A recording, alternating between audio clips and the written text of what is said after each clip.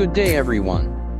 Today, I'm going to demonstrate how we can predict the species of iris flowers using various classification algorithms. This process involves loading data, exploring it, pre-processing, selecting models, training, and evaluating them. We start by loading the iris dataset, which includes 3 species, Cetacea, versicolor, and Virginicea.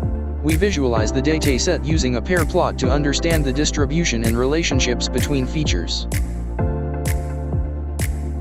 Next, we pre-process the data by splitting it into training and testing sets.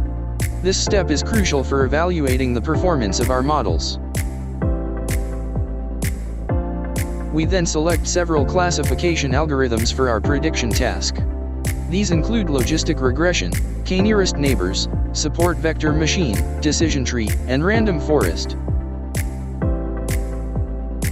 We train each model using the training set and evaluate their performance on the test set.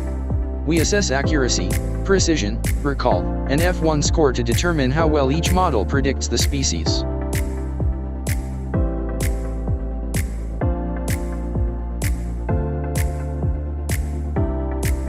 As we can see, all models, including logistic regression, k-nearest neighbors, support vector machine, decision tree, and random forest, achieved perfect accuracy of 1.0 on our test set.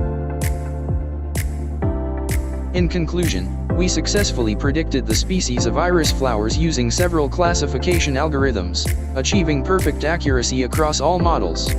This exercise highlights the importance of thorough model evaluation and selection.